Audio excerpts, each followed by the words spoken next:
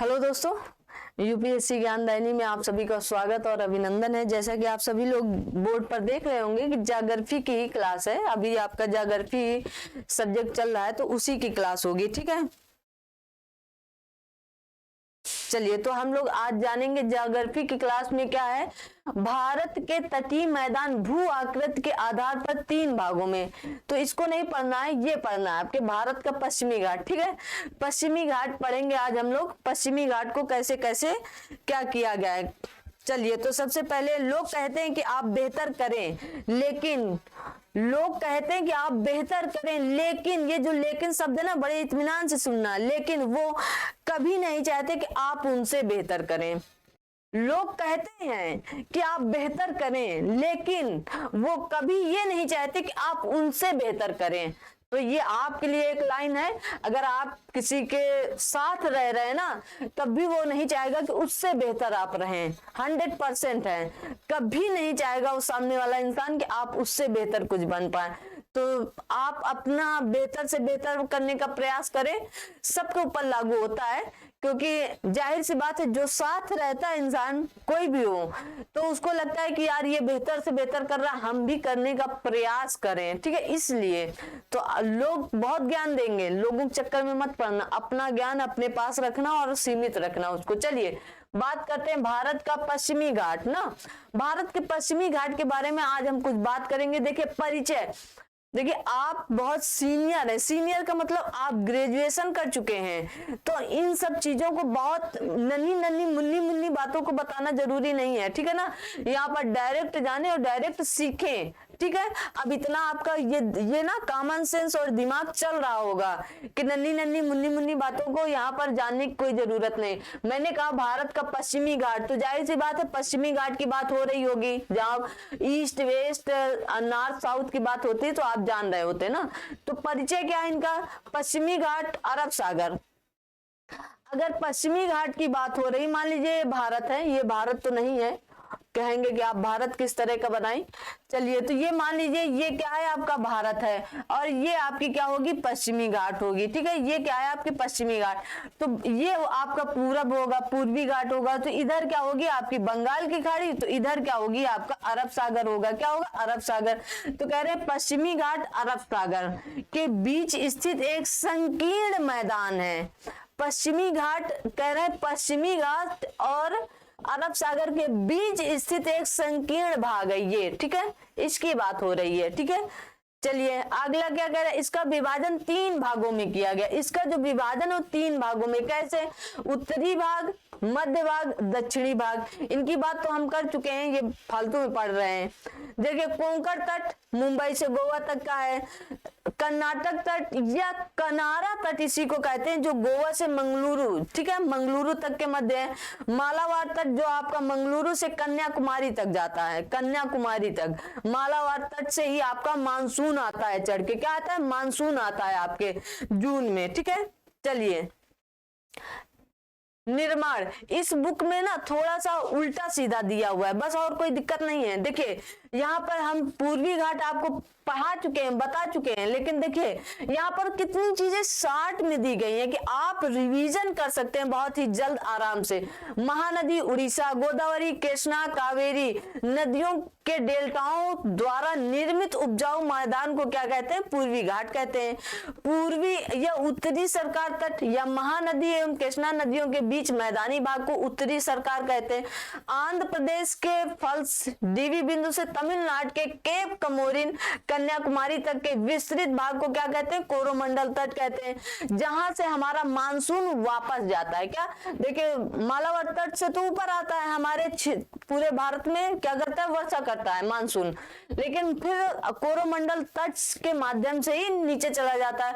और यही केरल तमिलनाडु में नवंबर दिसंबर में खूब बारिश होती है, झमाझम, ठीक है। चलिए, इनके कुछ बंदरगाह हैं जो ये इंपॉर्टेंट इसलिए यहां तक आए हैं क्योंकि बाकी चीजें तो आपको हम पढ़ा चुके हैं। भारत के पश्चिमी तट पर स्थित प्रमुख बंदरगाह, ठीक है। प्रमुख बंदरगाह कौन कौन से, देखिए, मुंबई, महाराष्ट्र में मुंबई, गुजरात में कांडला बंदरगाह, गोवा का देखिए मुर्मू गांव, इसी के मुर्मू को मुर्मू गोवा कर लीजिए तो याद हो जाएगा। वैसे ये सबको लगभग याद होता है मुर्मू गांव, ठीक है। महाराष्ट्र में जवाहर सुरंग, महाराष्ट्र में जवाहर सुरंग, महाराष्ट्र में जंजीरा, मोस्ट इंपॉर्टेंट जंजीरा, ठीक है। कर्नाटक में आपका जो उडुपी है, उडुपी, ये भी काफी इंपॉर्टेंट है, क्या है उडुपी। केरल का कोचीन, कर्नाटक का न्यू मंगलूर, न्यू मंगलूर भी लगभग सबको पता ही होता है ना। चलिए आइए बात करते हैं इधर भारत के पूर्वी घाट पर स्थित प्रमुख बंदरगाह। देखिए विशाखापत्तनम आंध्र प्रदेश, हल्दिया पश्चिम बंगाल में, पारादीप उड़ीसा में, या पारदीप इसे कहते हैं, पारादीप ना कह के पारदीप इसे कहेंगे, कहां पर उड़ीसा में। एन्नौर और न्यू तूतीकोरिन आपका तमिलनाडु, तूतीकोरिन तो आप सभी लोग जाने हैं कहां पर होगा, आपके तमिलनाडु में होगा, ठीक है। इतनी बात आप इसमें समझ गए। चलिए आइए देखते हैं कुछ महत्वपूर्ण बिंदु। देखिए महत्वपूर्ण जल संधियां हैं और हम इनकी बात बहुत डिटेल से कर चुके हैं। शायद कोई भी ऐसा नहीं होगा जो जिस व्यक्ति को या जिस स्टूडेंट को ये चीजें ना याद हो, सबको याद होंगी। 8 डिग्री चैनल मिनिका और मालदीव के मध्य है, 9 डिग्री चैनल मिनिका और लक्षद्वीप के मध्य है। डिटेल से मैप के माध्यम से एक एक बात बता चुके हैं, रिवीजन कर लीजिए। लघु अंडमान एवं कार निकोबार के मध्य है। डंकन पास आपका लघु अंडमान और दक्षिणी अंडमान के मध्य है। कोको चैनल, कोको द्वीप जो म्यांमार में है और उत्तरी अंडमान के मध्य है, ठीक है, बहुत अच्छे से। पाक स्टेट आपका तमिलनाडु और श्रीलंका के मध्य है। मन्नार की खाड़ी तमिलनाडु श्रीलंका के मध्य है। किसी को इसमें किसी को कोई किसी प्रकार की दिक्कत नहीं होनी चाहिए, हमारे समाज से तो होनी ही नहीं चाहिए और होगी भी नहीं, ठीक है। इन सब चीजों में आपको किसी प्रकार की कोई दिक्कत नहीं होनी चाहिए। चलिए इधर क्या दिया गया है, इधर दिया है अंडमान द्वीप समूह। वैसे सबको बातें बता दी गई हैं। सर्वोच्च शिखर सैंडल पीक है। द्वीपों की संख्या लगभग 550 हो चुकी है और लगभग 50 द्वीप पर आपके मानव वहां पर रहते हैं, ठीक है। उत्पत्ति कैसे हुई, तृतीयक पर्वत श्रेणी अराकान योमा के विस्तार से। विशेष क्या है, बलुआ पत्थर, चूना पत्थर, शैलें यहाँ पर खूब पाई जाती हैं आपकी ना, जबरदस्त तरीके से। देखिए बैरन द्वीप दिया गया है। चलिए तो ये मैं यहाँ पर इनकी बात कर रही थी। आइए और देखते हैं, छोटे छोटे टॉपिक जो होंगे उनको उठाकर बता दे रहे हैं। देखिए विविध है यहाँ पर, ठीक है।